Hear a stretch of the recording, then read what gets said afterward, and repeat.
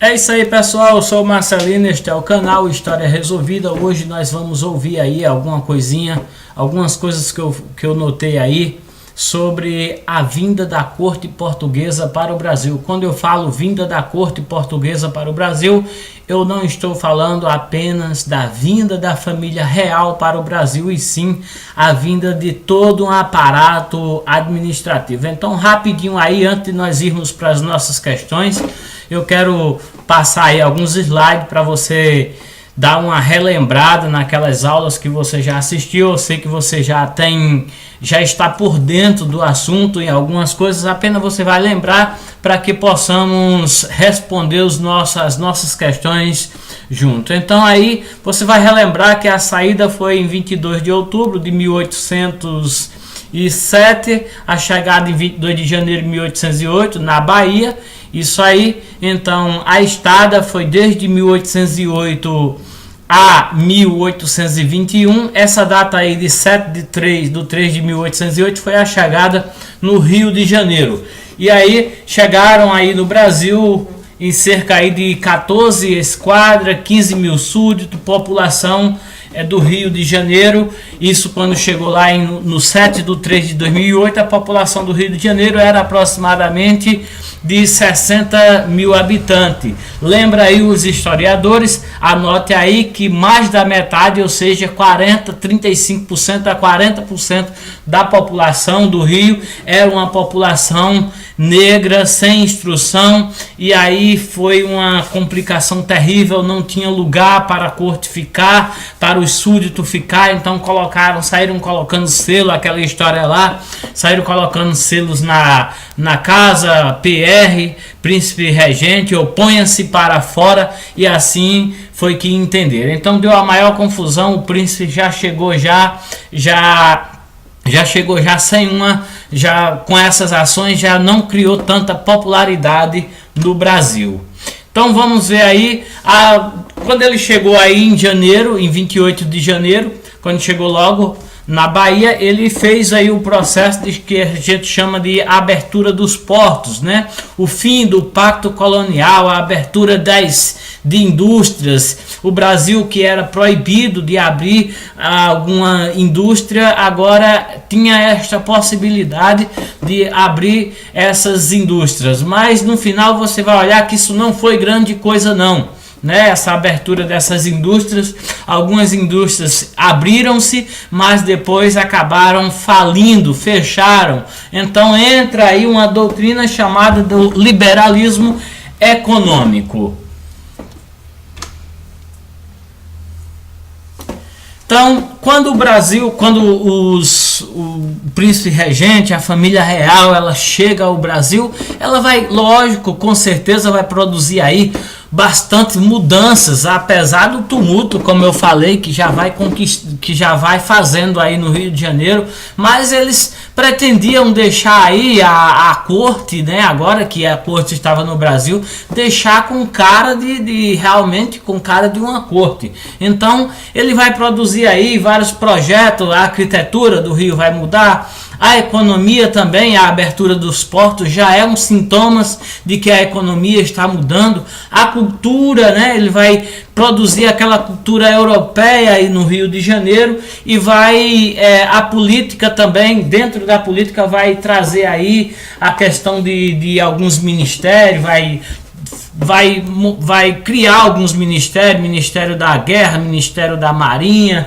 E entre essas outras mudanças também acontece aí a abertura do primeiro jornal, ou seja, aí o Gazeta do Rio de Janeiro em 1808. É isso aí, pessoal, chegamos em 1810 e temos aí o Tratado de Cooperação e Amizade com a Inglaterra. Características: 15% das tarifas alfandegárias, né, que aí ficou a Inglaterra, que era as nações amigas, e olhar muito amiga, cobravam as tarifas de 15%, enquanto isto para os próprios portugueses era cobrado 16% e para os demais amigos era cobrado 25%. Nesses tratados aí ficou acordado que alguns ingleses iam ser julgados pelos juízes ingleses, não pelos brasileiros ou portugueses. Diminuição do custo de vida do Brasil, com certeza, porque as manufaturas da Inglaterra vieram com força, né, para o Brasil, e isso aí vai baixar os custos, né? E a retardação da indústria, é o que eu falei para vocês, que aí, como a manufatura inglesa, os ingleses, como tinham sido bloqueados pelo bloqueio continental, isso foi tudo por causa essa vinda, nós já entramos nessa questão aí, porque essa vinda da família real para o Brasil já foi uma consequência do bloqueio continental imposto por Napoleão Bonaparte. Napoleão Bonaparte, que estava à frente da França depois da Revolução Francesa, século XVIII, mais precisamente 1806, e impõe aí um bloqueio continental que leva a toda essa questão. Por um lado, militarmente a França estava poderosa, e do outro lado havia aí a Inglaterra, que não queria perder terreno. A Inglaterra, que era a senhora dos mares, né, assim chamada, porque tinha uma marinha bem equipada. Então, dentro desse contexto, como Napoleão não achou outra saída de combater a Inglaterra, a solução era impor um bloqueio continental, de forma que os países europeus não vendessem nada para a Inglaterra, de forma que a Inglaterra viesse a enfraquecer e perder aí esta guerra que começou, uma guerra econômica e ideológica. Nesse contexto, Portugal, muito amiga, né, e dependente já da Inglaterra, fica em cima do muro. E aí, com a ajuda dos ingleses, a última saída é vir com toda a corte para o Brasil. A Inglaterra gostou muito disso, de fato, que aí, quando nós vamos ver essa abertura dos portos que eu falei, esses tratados todos puramente para beneficiar a Inglaterra, que ela não ia transportar a corte portuguesa para o Brasil em troca de nada. Houve aí uma troca, houve um acordo, e aí a nossa indústria, que a princípio ela cresceu um pouco, abriu algumas indústrias que era proibida pelos portugueses, agora a indústria está falindo, porque a Inglaterra vai jogar todas as suas manufaturas aqui para o Brasil, e isso melhora o custo, diminui o custo de vida do brasileiro. Há também nesse contexto a liberdade de culto, né? Os ingleses exigem a liberdade de culto, e aí há alguns cultos no Brasil,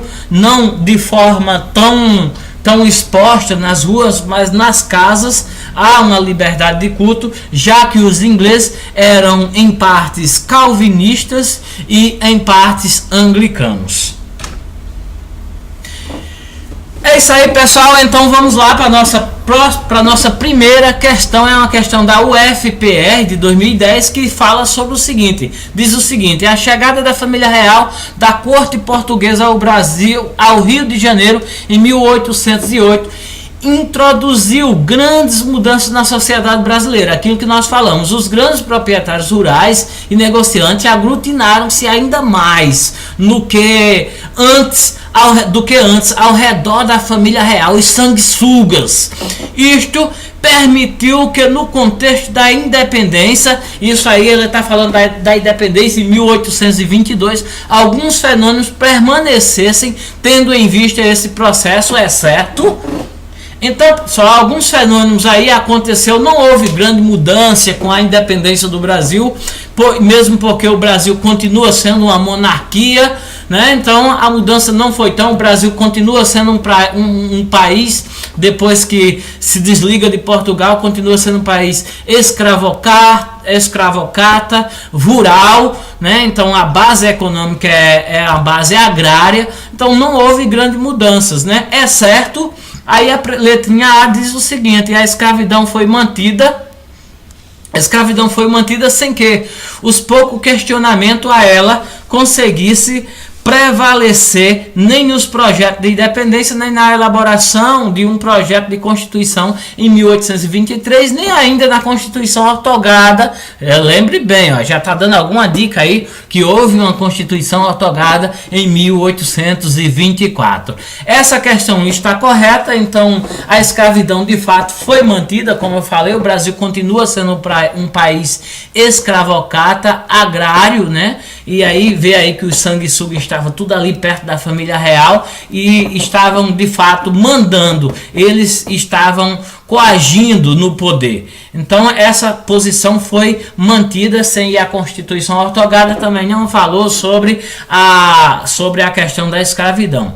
Letra B. O fim do laço colonial formal com Portugal permitiu a intensificação da relação de dependência frente à Inglaterra. O fim do laço colonial formal com Portugal permitiu a intensificação da relação de dependência frente à Inglaterra.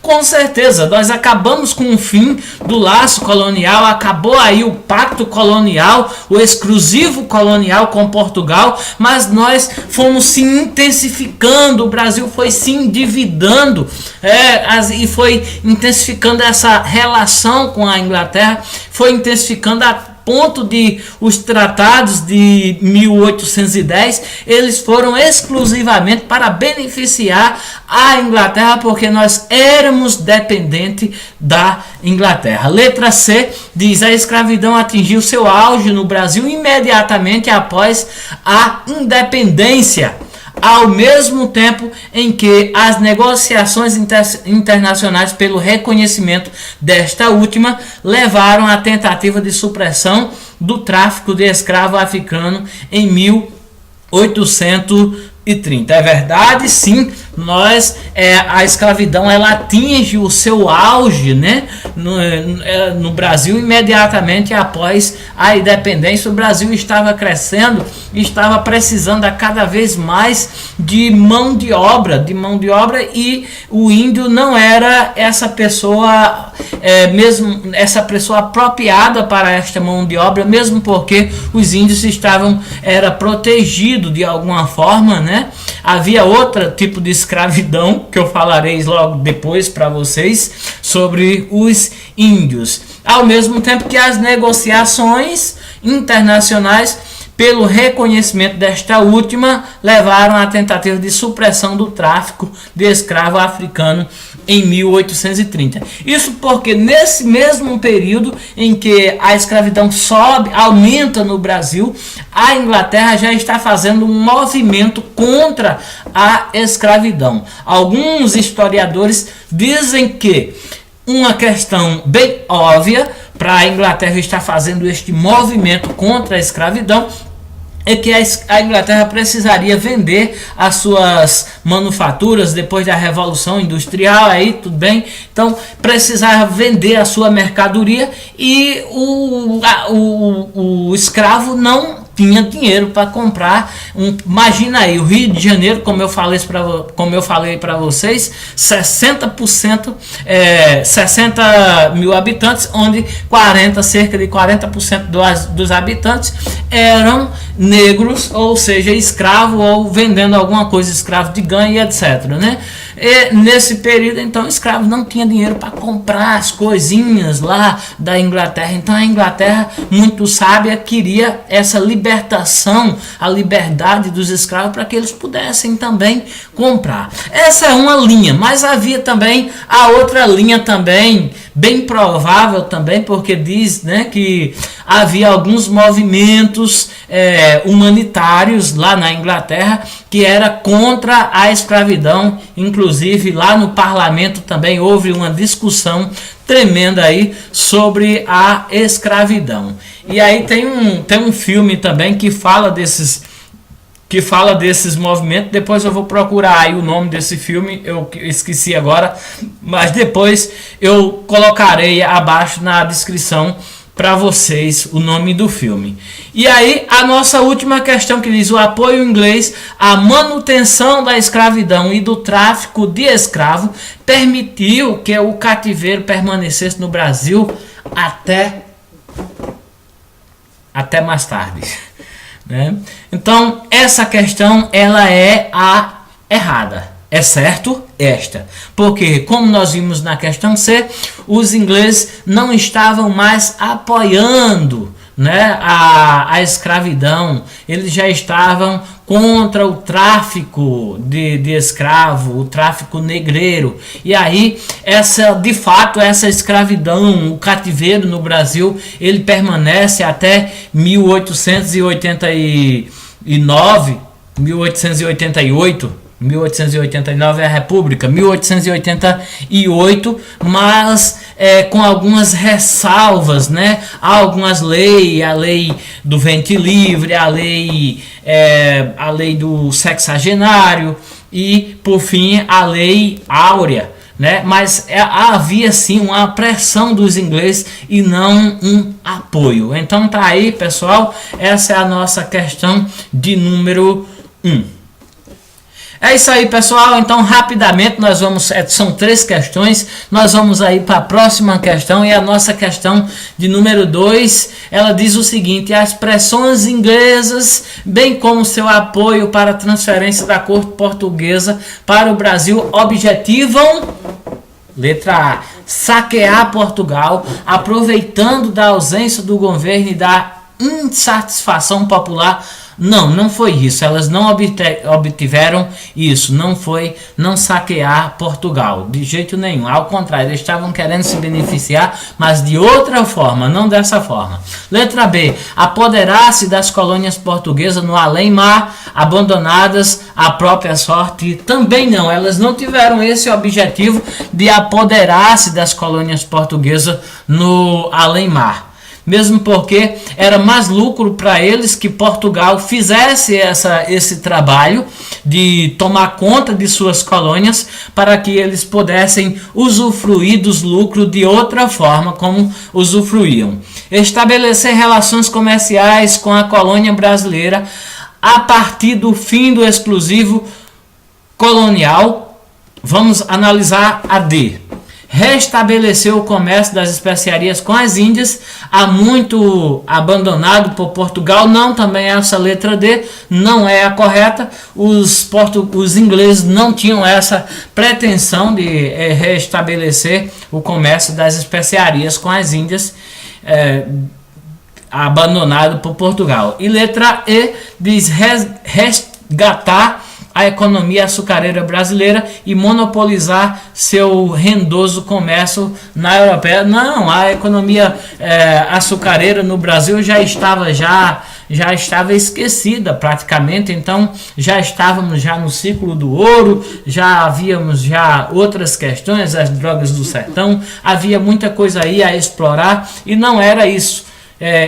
Os portugueses, os ingleses, eles tinham um puro objetivo, era de estabelecer relações comerciais com a colônia brasileira a partir do fim do exclusivo colonial. Era mais fácil para eles comprar diretamente do Brasil e vender diretamente para o Brasil do que ter aí um entreposto entre Brasil e Portugal, já que desse jeito estavam ganhando o Brasil e Portugal. E aí eles, quando estabelecem essas relações, a ponto que nós vamos ver na questão, nós vimos na questão passada, que as taxas alfandegárias eram de apenas 15%. Então, olha que coisa boa, olha que coisa legal. Então, esse exclusivo colonial com Portugal, que o Brasil se excluiu dele, que o Brasil saiu desse exclusivo, então foi ótimo para os... É isso aí, pessoal. Então nós vamos aí para a nossa terceira questão,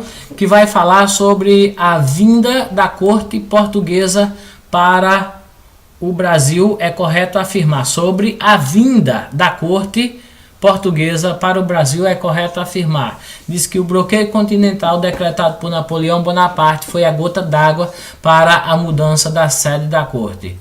Letra B diz que, apesar da vinda da família real para o Brasil, o monopólio comercial de Portugal continuou.